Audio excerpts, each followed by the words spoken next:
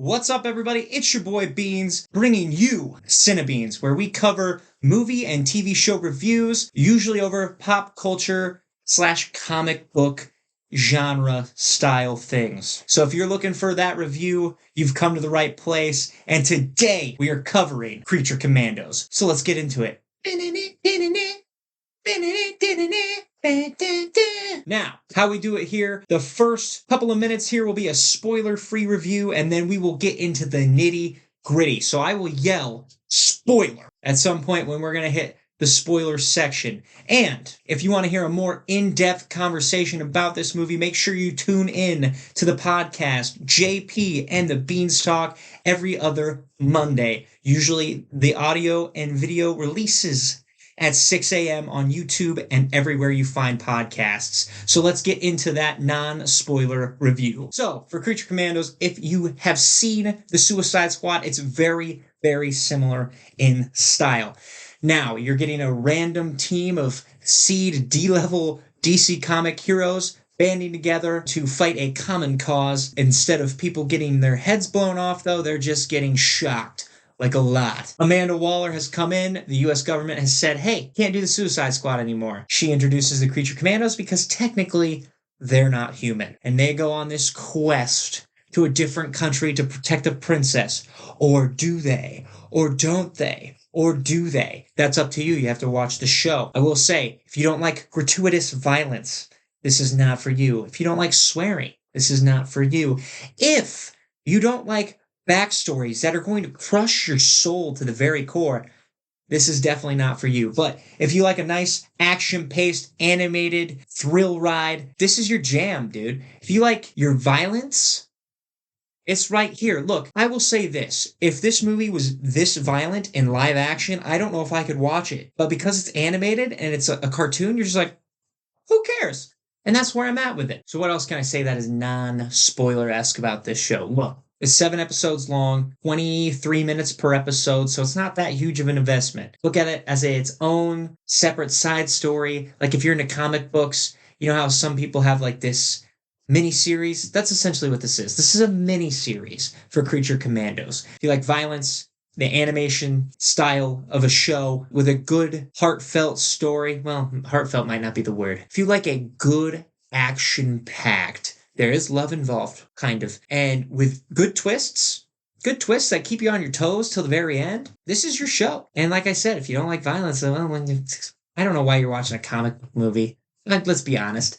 Action and violence just comes with the genre. So get over it at that point, right? Spoilers, spoilers, spoilers, spoilers, spoilers. I said it 5 times, so you can't get pissed off at me if you kept going. All right? This is the spoiler zone. We're going to get into it. We're going to go in the deep dive. Not deep dive. Not too deep of a dive. We're going to save that for the podcast. But we are going to touch on characters and actors and what I liked and didn't like about this show, okay? So, without further ado, spoiler section. Here we go. All right.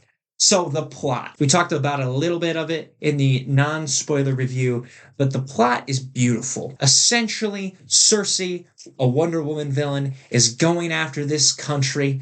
All right, she's trying to take out the government as a whole here, and the U.S. sends in the Creature Commandos to stop her. So the first couple of episodes, they go into this territory, this country, and they stop Cersei. Because let's be honest, Creature Commandos, weirdly overpowered. And we'll get into that here in a little bit. They stop Cersei, they bring her back to the United States. Once they get her back in the United States, she's like, you guys don't understand what I'm telling you here. She is going to be the reason the world ends. And by she, I mean the princess of said country. They're at a crossroads because Rick Flagg's like, nah, she's a nice gal. She's a good gal. She would never do that. They bring in a professor that's an expert on Themyscira because why not? Why not is there not a professor that's just super knowledgeable about Themyscira? They bring her in. She has prophetic powers. She can see into the future. She's partially psychic. What does her psychic vision see? She shares it with Waller. Boom. Cersei's correct. That's the vision that she gives Waller. Rick Flag, not easily convinced here. He's like, nah, we're gonna go figure this shit out. I don't think she did it. Amanda Waller says, I don't care, Rick. Guess what? We're sending in the Creature Commandos to take her out. Boom. So now, you have the Creature Commandos going back after the princess, which is what Cersei was originally going to do. And that's pretty much up until the end point. And you're sitting on the edge of your seat because you're like, is she a bad person? Is she not a bad person? We don't know until the end, where the government does find out, oh, no, she actually is a good girl. So they save her life. There's sacrifices that are made, and we'll get into the character plots here in a second. And then it turns out at the end, she actually was a bad guy and is murdered, and it's awesome. Now, here's what I will say about this. So first of all, the plot, it got me. The twist and then the non-twist and then back to the twist, it got me. Okay, because I thought, oh, it's over, and it wasn't. And it was perfect end to the show. It really was. It really tied everything together real nice. All right. So now we're bringing out the handy dandy notebook. Now the handy dandy notebook is not like Steve's handy dandy notebook where he drew things on it and they would come to life. No, my handy dandy notebook just tells me the characters and who played them. Okay, so we're just going to go down the list and I'm just going to give you my general opinion on this character. And then we'll get into my final thoughts, my final notes of the show. All right? So, without further ado, on the top of the list, we have the bride, okay, played by Indira Varma. Now, if you're wondering who this lady is, she was Hala in Obi-Wan Kenobi, so she was a rebel spy in Obi-Wan. She was in about a couple of episodes. Now, if you've seen Game of Thrones, she played Ilaria Sand. Now, if you also remember Game of Thrones, this is the lady who put poison on her lips and kissed somebody else and then they died. Okay? She's a crazy bitch in Game of Thrones. That's the best description I can give you on her in that show. She is fantastic as the bride. I can't wait to see her live action because that's the thing with this show. Everybody who voices them are going to play them live action when the time comes. She's going to be a badass. She was a real badass in this show, and you kind of see why the bride is an asshole throughout this entire series because of her backstory. And her backstory is she's brought into the world as a love interest for Frankenstein, who we'll get down to here at the very end. Turns out she didn't love him, though. See, he thought she would just love him. She didn't. And then she ended up falling in love with her maker, which, let's be real, that was kind of weird, especially because he had a wife and kids, and then said he gave all that up for an amalgamation of dead body parts that he brought back to life. Look, it's weird, okay? But you know how you originally thought babies came into the world with birds? Yeah, the actual way that happens. And then she comes in, Frankenstein murdered him, like mangled him real bad, and then that's the reason she is the way that she is, because the love of her life was murdered. And then she then spends the rest of her life running away from Frankenstein. So that's her kind of her little story arc there. And then she becomes the leader of the Creature Commandos. And again, she's kind of a badass. So there you go.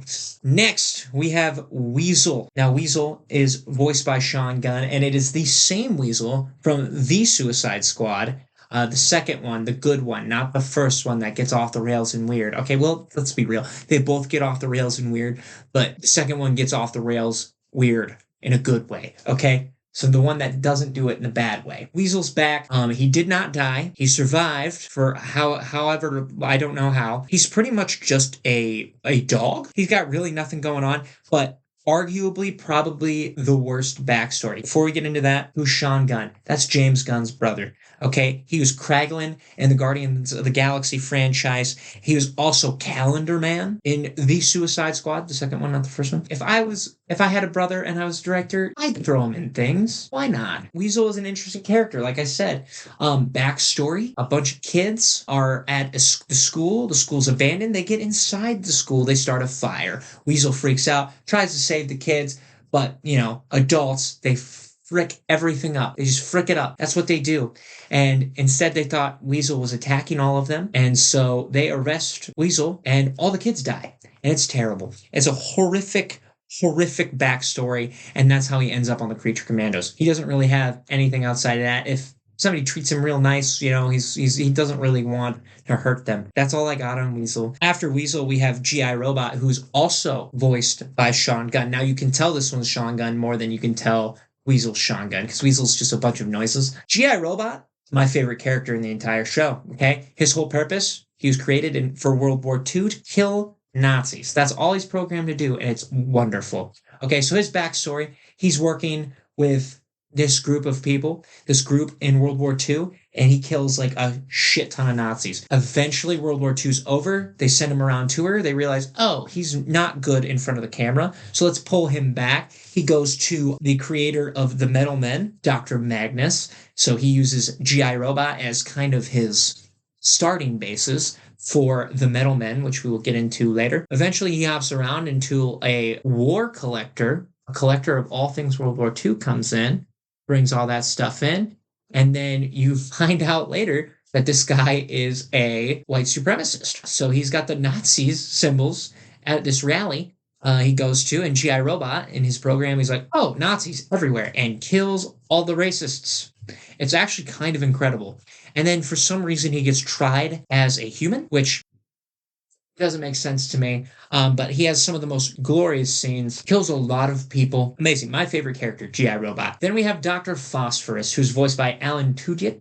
And Alan Tudyk, dude, if we had 20 minutes, I could go through all of his voice acting and actual roles. For your sake, if you're watching this, he voices the Joker and Clayface in the Harley Quinn series. Also voices Clayface in this show. K2SO, the robot from Rogue One.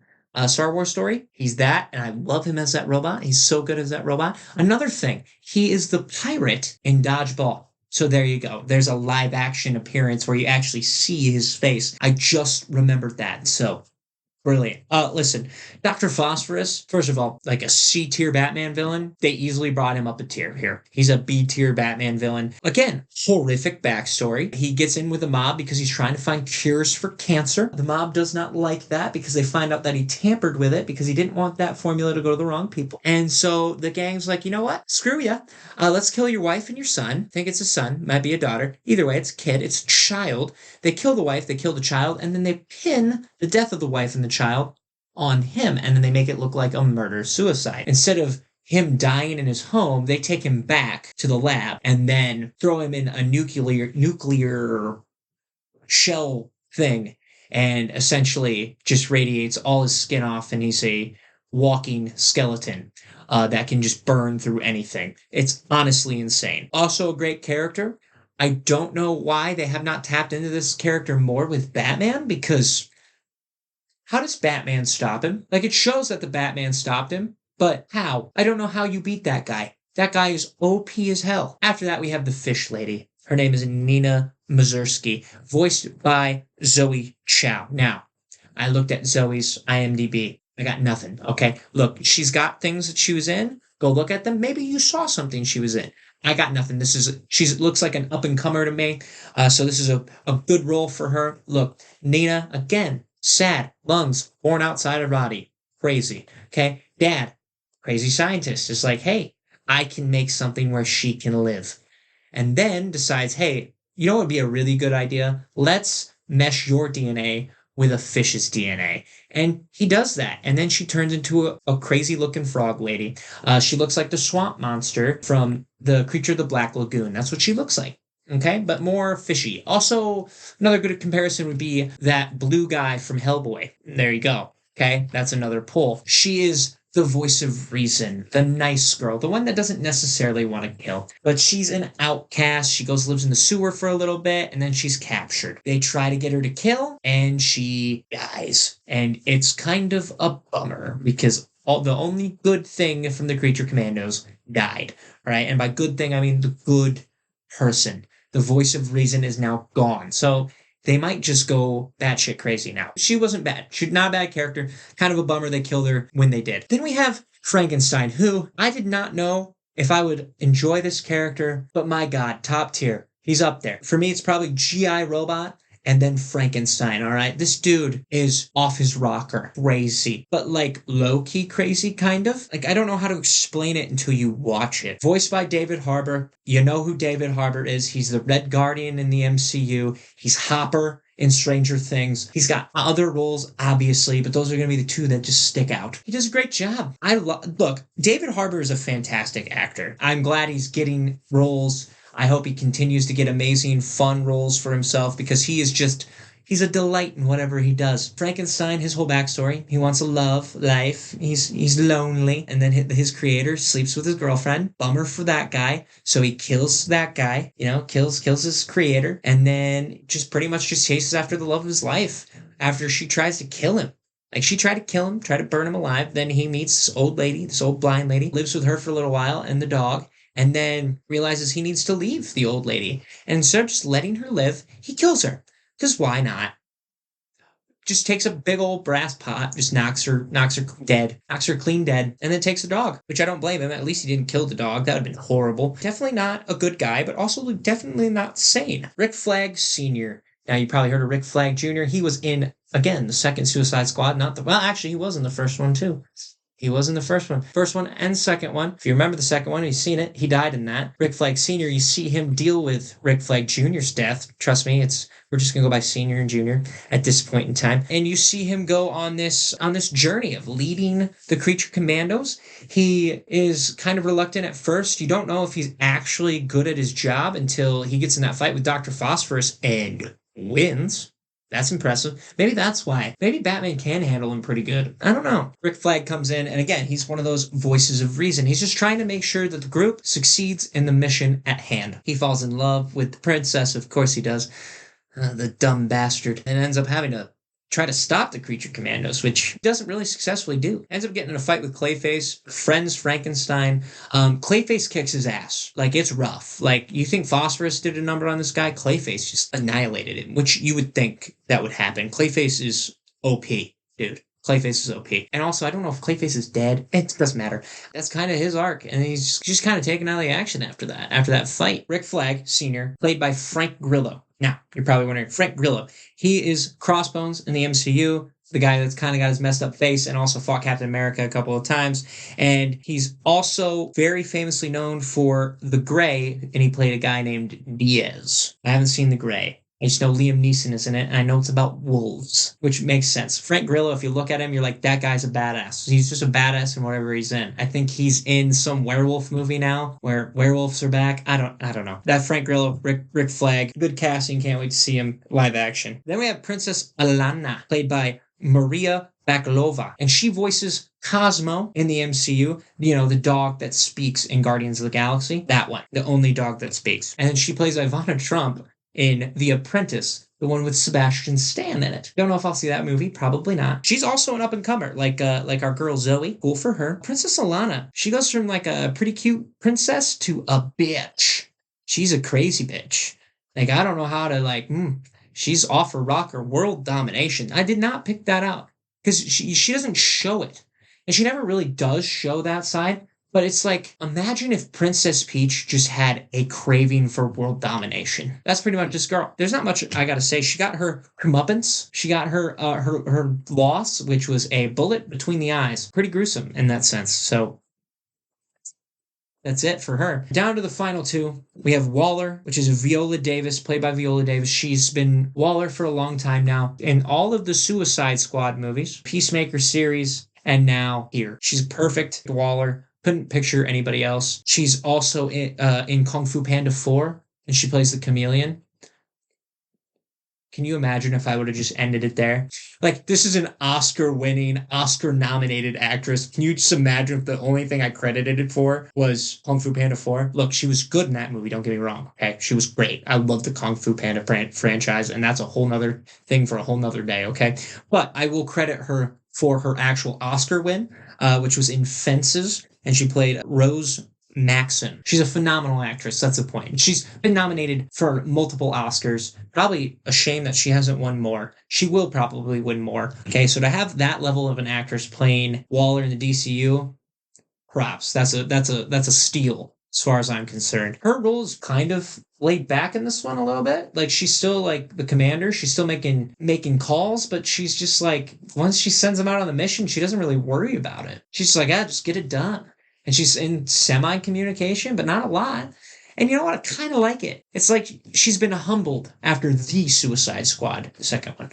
And so to see her kind of get humbled and take a step back is like, this is refreshing for Waller. You don't hate her in this one.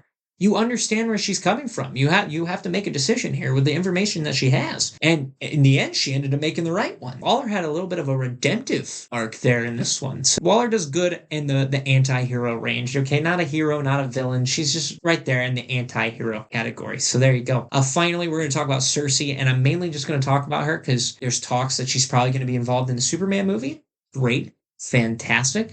Obviously, she already has ties to Wonder Woman. Also great. Played by Anya Chalotra. Her main thing that I saw was she plays Yennefer in The Witcher. Okay, other than that, she's an up-and-comer too. So James Gunn really bringing in the youth and bringing in the new faces, which I kind of like. I think she's going to be really interesting. Now, it's weird. She's magical. Only with her hands and her brain, obviously, because she is a psychic. Yeah, she can't do magic unless she has her hands free, which is that how all magicians work? Like they need their hand. I mean, I guess. I've never seen a handless magician. This opens my eyes up to a lot of things. When Cersei was out there, she's great. I will be interested to see how she is involved in the future of the DCU, because this is not one and done for her. So that is the character wrap up there. We had their own individual plot lines, their own individual stories, and they were all great. James Gunn does a fantastic job of creating characters that you really want to give a shit about, that you never thought you'd care about. I never thought I would be making a video talking about how amazing G.I. Robot is. Do you know that the first time I ever heard of G.I. Robot, along with most other people, was the announcement of the show? And yet now I want to see G.I. Robot in everything. Honestly, give him a spinoff. He just kills Nazis. I'd see it. I'd see it in a heartbeat. But that's James Gunn's specialty. We'll just start off with this. I am so excited to see James Gunn's Superman because of this show. I don't know what he's going to do with it, but if he's able to handle obscure characters and make us care about that, imagine what he can do for Superman. The ultimate character, the ultimate hero. Is Superman my favorite character? No. But if he makes me get on the Superman wagon, James Gunn wins. He wins, hands down. Another thing we need to talk about here is the world building. James Gunn did a fantastic job of world building here, okay? We got Dr. Magnus, again, the creator of the Metal Men, which I pray to the good Lord Almighty that we get a show. Is it live action or animated? I don't care. I'm probably going to guess it will be animated, but it needs to have its own show before you go off and do other things with them. Or they just show up in a random thing. But do the miniseries. It works. Creature Commandos worked. Keep it in the same style. That would be my vote. Clayface makes his appearance and it plays a significant role in the story as being the fake professor from Themyscira. Batman shows up, even though it is for 3 seconds, because you see him off in the attic about ready to beat the crap out of Dr. Phosphorus. And it was perfect. A perfect little nod to Batman. A slew of heroes and villains. I said a slew of them because there is a nice little shot from Cersei in one of her visions, the vision of a bunch of dead heroes. So you can go back and dive in. I know Starfire was in there. I know Superman was in there. I know Wonder Woman was in there. The list is a lot longer than that. Also had King Shark at the end of the show. The Creature Commandos, in true Waller fashion, has just been reloaded with other weird and crazy animals and hybrid things. Great, fantastic, can't wait to see it. That's pretty much it for Creature Commandos. Look, it's a great show. I would recommend it to anybody. We're going to give it the final rating, and Beans' final rating for this show is an 8 out of 10. We'll say brains, because a lot of these brains are just... My one-word review, because I do one-word reviews all the time, my one-word review for this will be mind-blowing, because this show was mind-blowing, and not in a sense of it makes you think, in the sense of they literally shot a lot of people in the head. That wraps the video. If you guys enjoyed this content, make sure you click subscribe so you can keep up with us and everything that we do. Like I said, the podcast, JP and the Beans Talk, every other Monday. You'll also see other videos on the platform. Thank you for watching. God bless.